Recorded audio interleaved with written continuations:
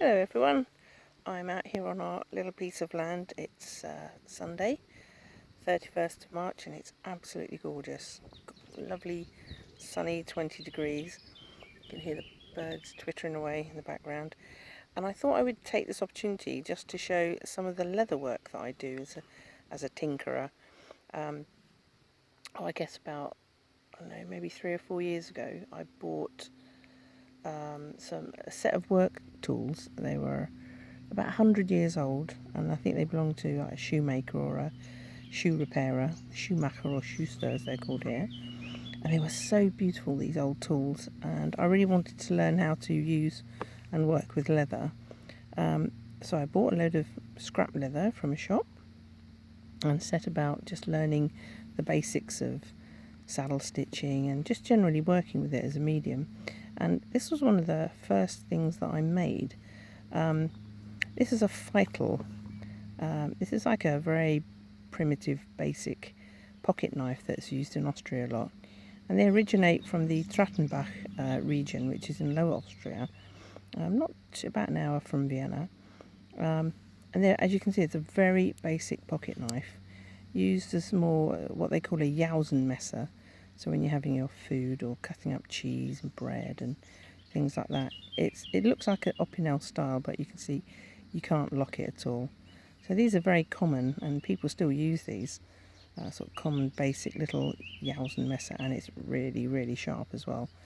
And the thing about them is I bought one because, you know, it's a traditional knife to use here. I don't really use it a lot, and I kind of a bit nervous about the fact that it doesn't lock. But what I wanted to do was make a little sheath for it to carry it around in. And so I made this very basic one to start off with. A little eyelet there. Very, very simple bit of stitching on it. Nothing fancy, bit of a leather strap. Just to carry it around with if I do use it. So that was the first sort of sheath that I made for a little pocket knife. After that I moved on to, well, I have an Opinel knife. I think it's number 8? This one. Let's have a look. I can't remember what that one is. And any of you who know pocket knives will know that Opinel's incredibly sharp French knife. So you can see it looks similar to a Feitl. The only difference is, thankfully, on this one you can twist this here and lock it in place. Just twist it a little bit, and it locks very well. And again, a bit of a Fahrtenmesser used. A general pocket knife, very, very sharp, and they have many different styles. I think this is the number 8. Yes, it's the number 8. It kind of says it on there. Sort of general purpose, good size pocket knife. Again, wow, it's razor sharp, this knife.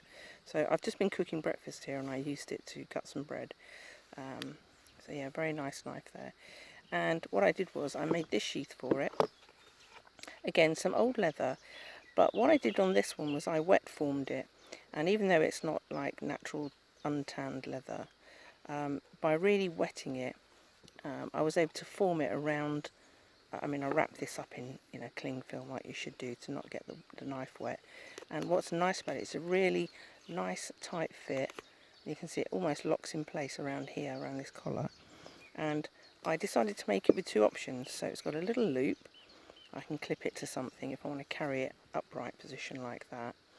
But I also added an eyelet down here, and it works really well as a neck knife when you're generally about on the land and stuff, if I want to quickly cut something. So again, it's a really, really super knife, and I'm really pleased with this because this sheath works so well. You can shake this up and down, and that Opinel is not going to fall out of there.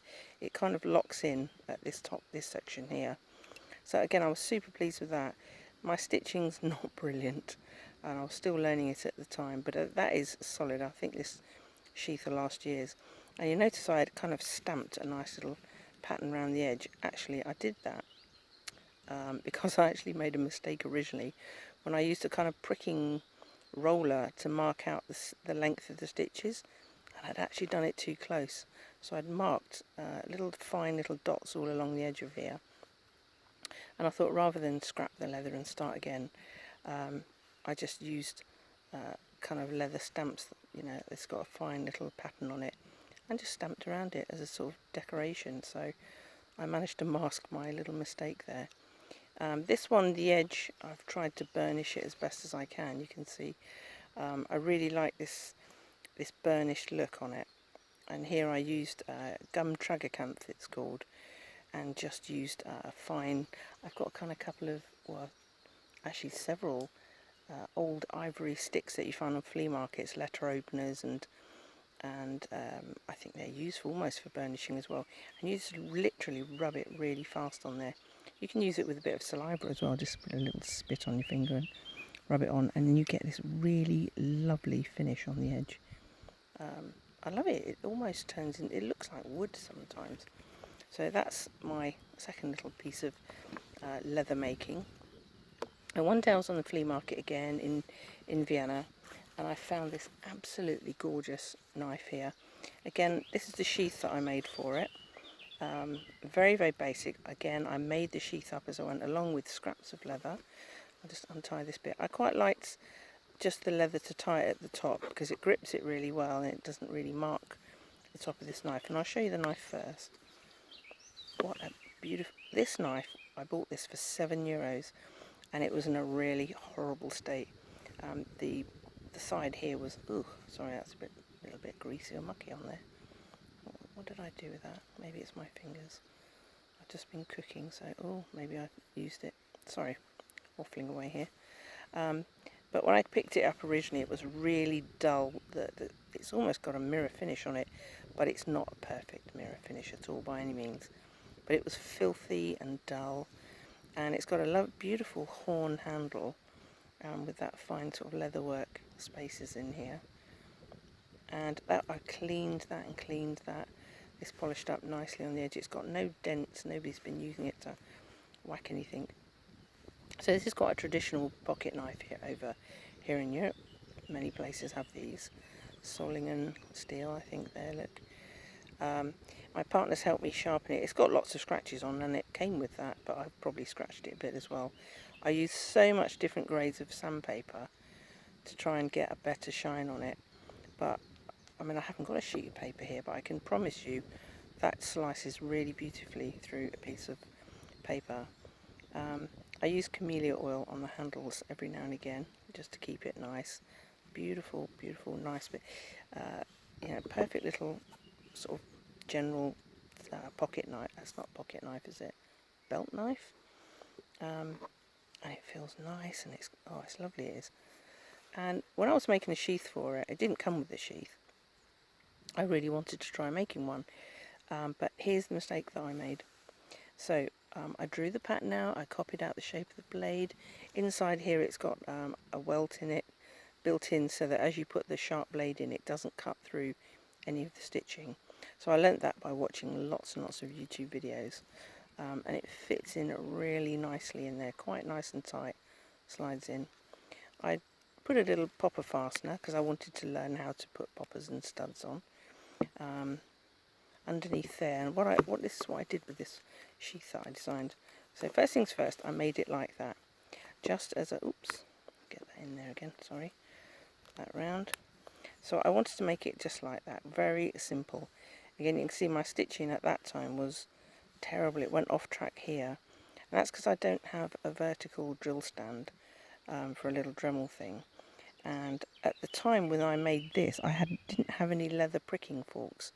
So I literally, with an awl, hammered every single hole for that, for the stitching. But of course, by not doing it completely vertically, sometimes I went off when I came on the other side.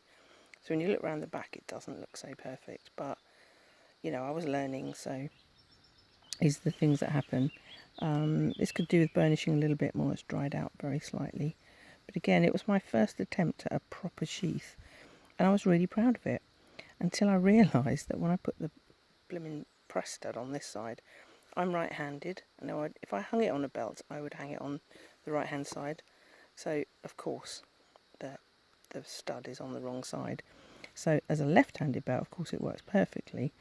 But I'm not really worried about that because I don't really carry this knife anywhere. It's almost just for decoration and to protect the blade that I made the sheath. And when I made it like that, I wasn't skilled enough at that time, or I didn't really think about the design to come up and back again to create the sort of back of the sheath here. And partly that was because I really liked this scrap leather. It was so nice, and this is the finished side. I didn't have, you know, undyed natural tanned leather, so I reused this leather. But if I'd have wanted that face, I would have had to come around here and bend it that way, and I don't know, it just felt really lumpy. So what I did was I took this other piece of scrap and I literally bonded together, I think three pieces of leather here, glued it, really stuck it all together, some rivets and some eyelets. I put a D-ring up here because I liked the idea that I could carry it if I wanted it in a sort of like a dangler style, and just tie that around the top there. Okay, just squeeze that back up. I think I've shoved it up a little bit too far. So if I wanted to carry it as a knife, I could just hang it on a loop there, double that knot up if I wanted to. So you could carry it if you want to, but it was just a kind of made-up design of mine, just to have it like that, so I could dangle it and carry it like that if I wanted to. But I don't, because I don't walk around with knives like these on. It's just when I'm out on the land and mess about with, you know, cutting things. So that's the other knife that I made, and part of practicing and watching other knives is this is my Light My Fire Mora Bushcraft. No, is it Mora Bushcraft? I can't remember which one this is. I think it's the Bushcraft one. This is one of these really razor sharp Mora knives, but it has also a fire steel on the end, so I can just twist it out a moment. Gosh, I haven't used it for a while, I've forgotten how to get it out. There we go. It's fire steel on the end. Get an absolutely awesome spark off these. You can see that. So good for fire starting. So it's a brilliant sort of general purpose bushcraft knife. And oh God, I honestly feel all cack-handed. Razor sharp. And it comes with a really nice sheath that you can see that has a clip on the back. But what I did was I made this dangler for it. So if I wanted to, I could pop that on a belt loop. Again, just practicing how to make these kind of things, learning how to put snaps on. What I did do, because I can literally just slide that off if I want to, I have another Mora knife. Oh, I can't see with this camera in front of me. Sorry, I'm messing about again. I won't take it off, but you can basically slide it past that loop there. And I can slide another knife, or I can use that multi-purpose dangler for hanging any old thing off a belt. And I added on here a ranger band, basically a old bicycle tyre band, because with my other Mora I have another Light My Fire Mora knife, and I just slide this, it's a slightly smaller one, just fits neatly in there as the holder for the knife. So, and the reason I like dangler is because if you wear clip that to your belt and you've got a jacket on, you know, you can't really get to the knife, it's not really very handy. Whereas with the dangler, it hangs below your jacket a little bit and you can get access to the knife really easily. I've not decided whether or not to take off this lanyard, because a lot of people say, you know, it's quite dangerous having a lanyard on a belted knife in case you get snagged or caught up. I've left it on there at the moment, and as I said before, I don't really walk and carry about a knife except if I'm here on our piece of land and, you know, we're pruning bushes or I'm hacking at little bits of wood or something like that. So I thought today's episode I would just show you these leather products that I've tinkered and had a go at learning. This is very basic, didn't bother burnishing that in any way, but I learnt how to put rivets in, studs in. That's really tricky. My big old mistake here, that was a nightmare, putting that on the wrong side, but again, it's more decorative. I don't really use that knife very much. Opinel, very handy. This one works really well as a neck knife, so I don't really hang it in any way. But that was a very basic little sheath I made. And my first little, you know, bit of old scrap leather Feitl cover for this little knife is quite cute. But, you know, it's alright, it does the job. Nothing too fancy. I have done other leather work as well, and I've made some rather nice, I've made a lovely axe head cover, which I'll maybe show in another video. But I hope you enjoyed seeing that today. So as well as tinkering with mechanical things. I love learning how to work with leather, and it's still very basic, but generally I'm quite pleased with what I've produced so far.